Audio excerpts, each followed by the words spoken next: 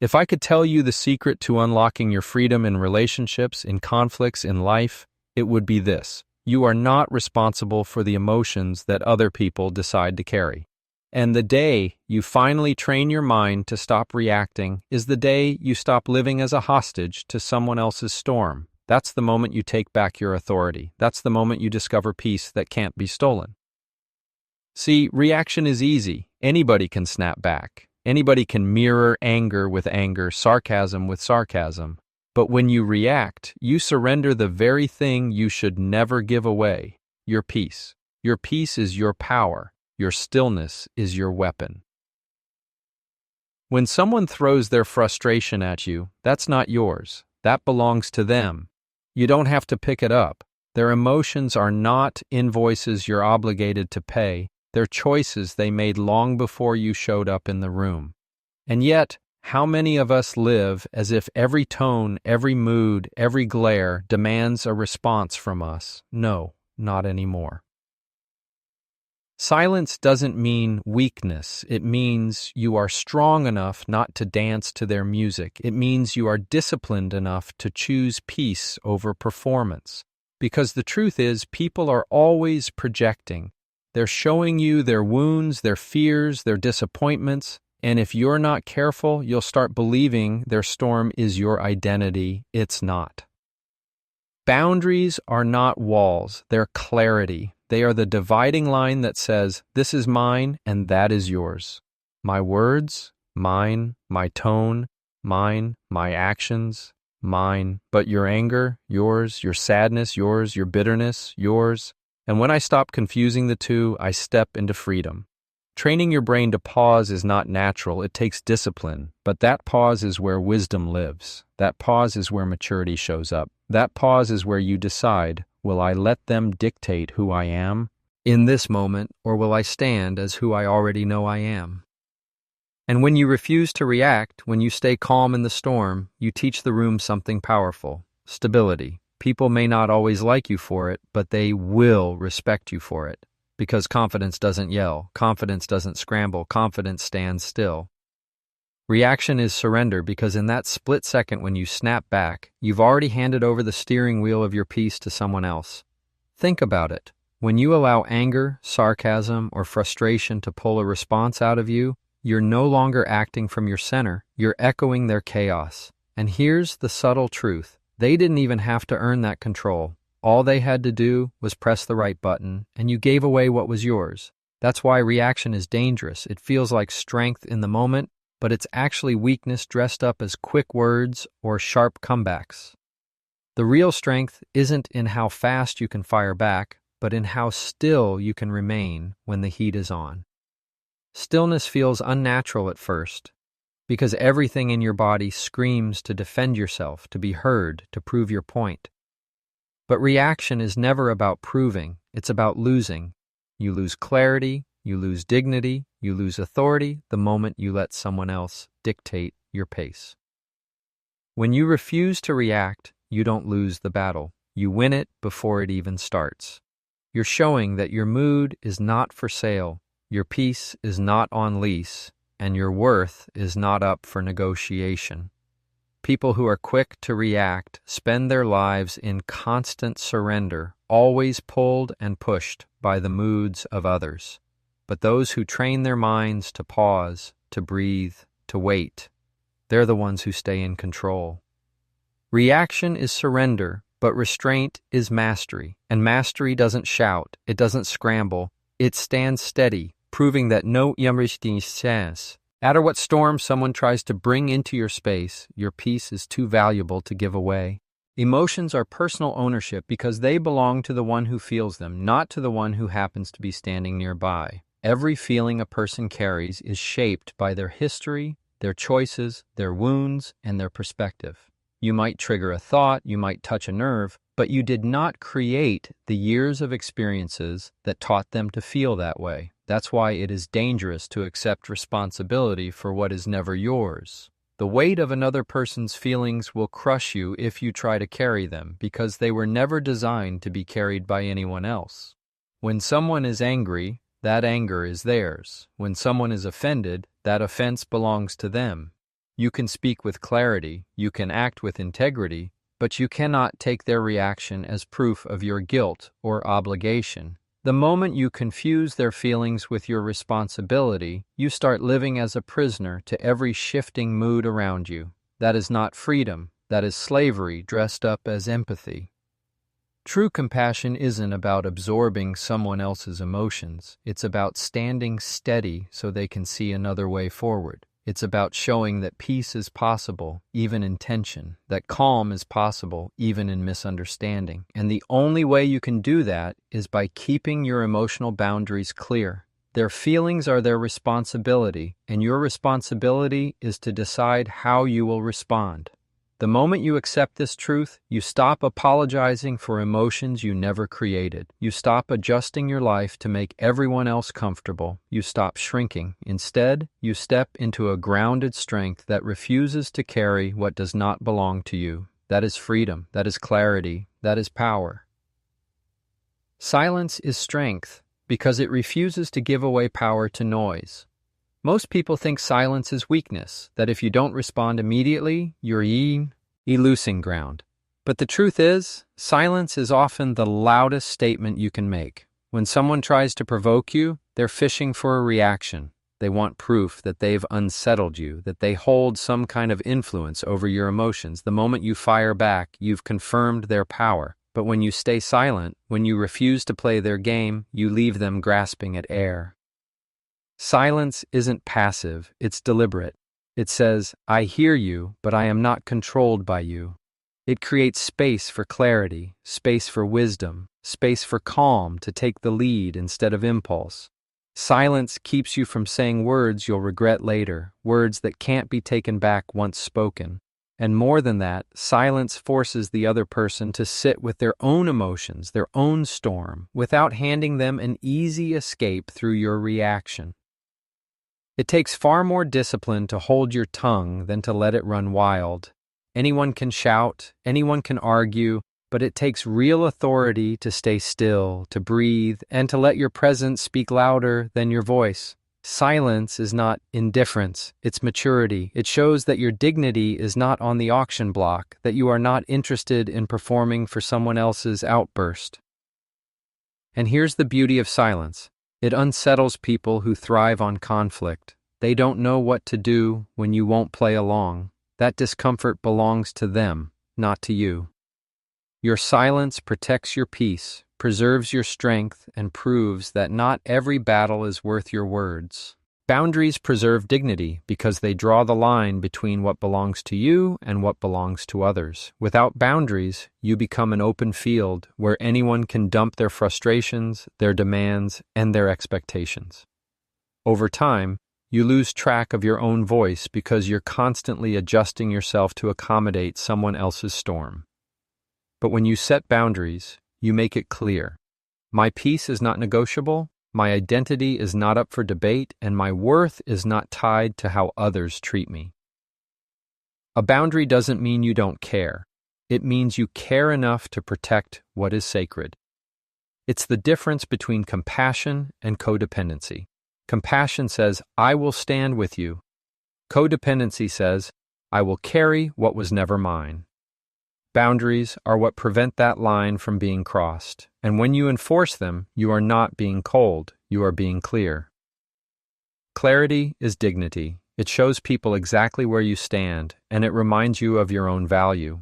Because the truth is, people will always test your limits. They'll push to see how much of your time, your energy, your emotions they can consume. Without boundaries, you'll keep giving pieces of yourself away until nothing is left. With boundaries, you reclaim the authority to decide what you allow in and what you keep out.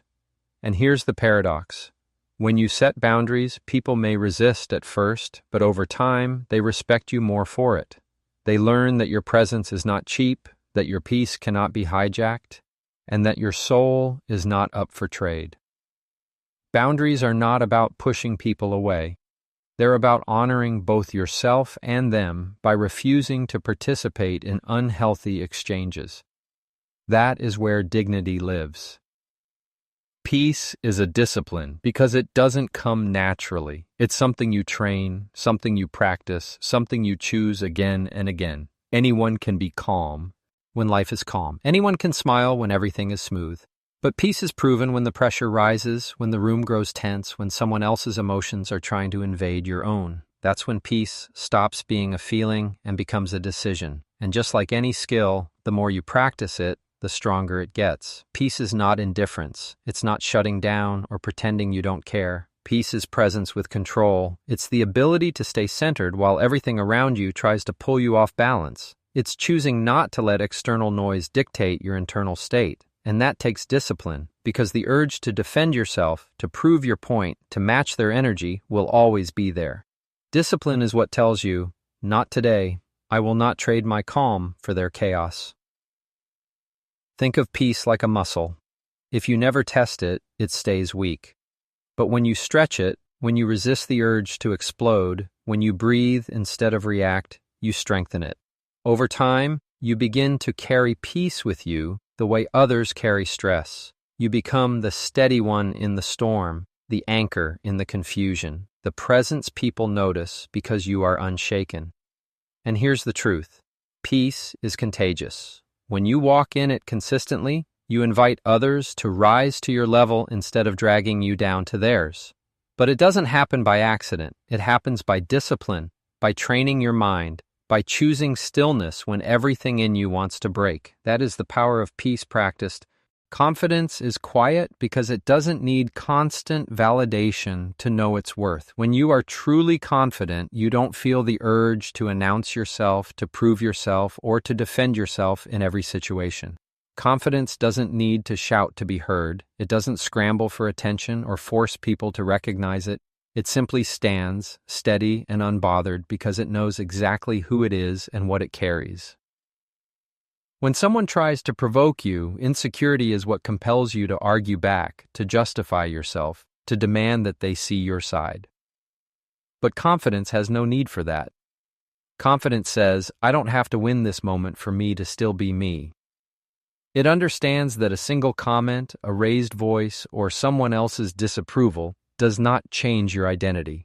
That's why confidence is so quiet, because it's secure. It doesn't need noise to exist. Quiet confidence unsettles people who thrive on conflict. They expect you to rise to their chaos, to give them the satisfaction of knowing they rattled you. But when you remain calm, when your tone stays measured, when your body language shows peace, you remind them that their power over you is non-existent, and that silent authority is louder than any shouted argument. This kind of confidence comes from knowing your value before you walk into the room. It comes from an inner anchor that tells you, I don't need their approval to stand tall. I don't need their agreement to have peace. And when you live from that place, your presence commands respect without you ever demanding it. Because true confidence doesn't roar, it rests. It doesn't push, it settles. And in that stillness, it shows more strength than noise ever could.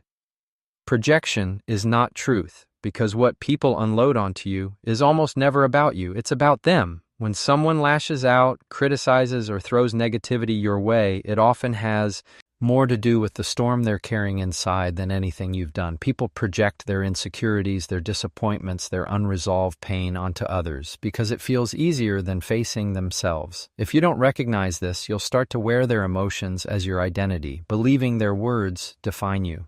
But their projection is not a mirror of who you are. It's a reflection of what they haven't healed. Think about it. A person who is full of peace doesn't spew chaos. A person who is rooted in love doesn't drip with bitterness. A person who feels secure doesn't constantly tear others down. So when someone projects anger, criticism, or contempt onto you, that's evidence of what's going on in them, not evidence of what's wrong with you. If you absorb their projection, you carry a burden that was never yours to begin with. The danger of believing projection is that it chains your self-worth to their brokenness. Suddenly, you're questioning your value based on someone else's unhealed wounds. But wisdom steps in and says, Wait, this doesn't belong to me. This is their voice, their issue, their storm. I don't have to take it in. That refusal to absorb projection is not arrogance, it's clarity. When you learn to separate someone's projection from your identity, you stop shrinking under the weight of their emotions. You stop believing lies spoken in frustration, and you start living from a place of stability, knowing who you are, regardless of what they try to throw on you. Their projection is their prison. You don't have to live inside it. Inner stability inspires respect because people instinctively trust those who cannot be easily shaken. When the room is tense, when tempers are flaring, when emotions run high, everyone looks around for someone steady. The one who can keep their composure becomes the anchor others gravitate toward. Stability is magnetic because it communicates safety, clarity, and authority without ever having to announce itself. Think about the leaders you admire most. They're not the ones who explode at the first sign of pressure. They're the ones who breathe through the storm, who keep their tone even, who don't let the chaos outside dictate the state within. That steadiness sends a message. I am not ruled by this moment. And when people see that, they can't help but respect it, even if they don't always like it. When you train yourself not to be rattled, you show that your identity is rooted deeper than moods and circumstances. You prove that you won't be tossed back and forth by every wave of criticism or conflict. And here's the beauty. Stability doesn't just protect you, it elevates others. It gives people permission to calm down, to lower their defenses, to find balance in your presence. Your calm becomes contagious. But stability isn't pretending. It's not suppressing your feelings or faking peace. It's choosing to respond with wisdom instead of impulse. It's reminding yourself, I decide my state, not them. And over time, that discipline builds a reputation. People may argue with your decisions, they may test your boundaries, but they cannot deny the strength of someone who remains steady under fire. Respect doesn't come from being the loudest in the room. It comes from being the one who doesn't flinch when everything around you is shaking. Stability earns that respect, silently and powerfully. Control is spiritual maturity because it takes wisdom to pause when everything inside you wants to react. Children react, immaturity reacts. It bursts out without thought, without restraint, because impulse feels easier than discipline. But maturity is marked by the ability to hold back, to think, to breathe before deciding what comes next. It's not about suppressing emotions, it's about governing them. And the one who governs their emotions carries more authority than the one who lets emotions run wild. Think about how powerful that pause is. In that small space between what was said to you and how you choose to respond, your entire future in that moment is decided. Will you escalate the fire, or will you put it out? Will you hand over your peace, or will you protect it? That pause is the difference between bondage and freedom, between regret and clarity. And choosing wisely in that pause is a sign of growth. Spiritual maturity means you no longer let external storms dictate your inner state. It means you understand that control is not about controlling others. It's about mastering yourself. You cannot dictate how others speak, act, or feel, but you can always dictate what you allow to come out of you. That's where strength lives, in restraint, not reaction. And when you practice this kind of control, you not only protect your own peace, you teach others what maturity looks like. Your calm under pressure becomes a standard, a model, a reminder that wisdom doesn't panic. Over time, people will trust your presence because they know you won't be tossed around by emotions. That's not weakness, that's authority. Control is not about being hard, it's about being grounded. And that groundedness is the true mark of maturity. Responsibility ends where free will begins because you can only own what is yours, your words, your actions, your choices. Once those leave your hands, how someone else decides to interpret, feel, or respond belongs to them. You could speak truth with kindness, and still they may choose offense. You could set a boundary with respect, and still they may choose anger. That is their free will in motion, and it does not fall under your responsibility. So often we confuse influence with control. Yes, your tone matters. Yes, your intentions matter. Yes, your delivery matters. But no matter how carefully you handle yourself, you cannot control how someone else digests it. To take responsibility for another person's emotions is to assume you are their master and they are your puppet. That's not how life works. They have the same free will you do, the power to choose their response. Freedom comes when you stop carrying their reactions as if they were your fault. You are responsible to speak truthfully, to act with integrity, to treat people with dignity. Beyond that, the outcome is theirs. If they choose peace, that's their choice. If they choose bitterness, that's their choice. If they choose to twist your actions into something they were never meant to be, that too is their choice, and no amount of overthinking or self-blame will change it. When you finally accept where your responsibility ends, you stop living in constant guilt. You stop apologizing for feelings you didn't create. You stop managing other people's moods as if your job is to keep everyone happy. That is not love, that is bondage. True love, true strength, true freedom is knowing, I will do my part and the rest belongs to them.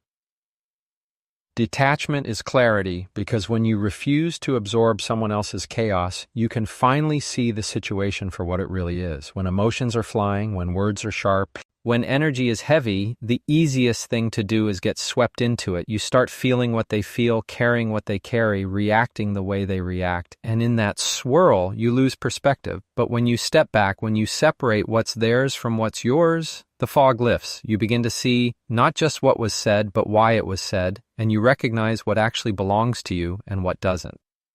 Detachment isn't coldness, it's wisdom. It's the ability to stand present without being consumed. It allows you to hear someone's pain without making it your identity. It lets you witness their storm without becoming part of the thunder. And in that space, you can choose with clarity instead of reacting with confusion. When you practice detachment, you stop personalizing everything. You understand that their anger may not be about you, their silence may not be about you, their criticism may not even reflect reality, it reflects them. And that separation gives you the freedom to respond with calm, or sometimes not to respond at all. Clarity comes in the space detachment creates. You can discern what is actually required from you instead of what someone else is demanding in their emotion. You see truth instead of distortion. Peace instead of pressure. That's why detachment is not avoidance, it's strength. It protects your spirit, it sharpens your discernment, and it allows you to keep your vision unclouded. Because when you don't carry what's not yours, you finally see what truly is. Your spirit sets the tone because the atmosphere around you will always bend to the strength you carry within. Walk into a room with anxiety, and that energy spreads. Enter with calm authority, and people feel it before you even speak. This is why training your inner world matters, because whatever fills you spills out of you. And whether you realize it or not, you are setting the temperature for the space you're in. You don't have to join someone else's storm. Just because they are loud doesn't mean you have to be. Just because they are sharp doesn't mean you need to mirror it. The strongest person in any interaction is the one who decides the tone. When you choose calm, when you stay grounded, when you hold steady, you shift the atmosphere without raising your voice. That's not weakness, that's spiritual authority. Think about it. When you walk in peace, people feel safer around you. When you walk in clarity, confusion loses its grip. When you walk in patience, anger runs out of fuel. Your spirit carries influence, and the way you manage it determines whether you are adding to the chaos or dissolving it. That is why your inner life is not just personal, it's powerful. You don't control how others show up, but you always control what you bring. And when what you bring is peace, strength, and confidence, the room adjusts. People may resist it at first, but they cannot ignore it. Your presence speaks louder than your words because it tells the truth about what's happening inside you. You've got to understand this. Your freedom is not found in controlling other people. It's found in mastering yourself. Every moment you choose not to react, every time you refuse to carry what doesn't belong to you, every boundary you honor, you're stepping into a deeper kind of strength, a strength that doesn't shout, a strength that doesn't bend under pressure, a strength that knows exactly who it is and refuses to be moved. Life will keep testing you with storms that don't belong to you, with voices that try to define you, with emotions that beg you to pick them up and carry them. But your power is in saying, no, that's not mine. My peace is mine. My clarity is mine. My spirit is mine. The world doesn't need more people reacting. It doesn't need more noise. It needs more anchors. People who walk into the room and steady it by their presence alone. People who are unshaken because they know where they stand. People who understand that silence can be strength, peace can be discipline, and calm can be the loudest authority in the room.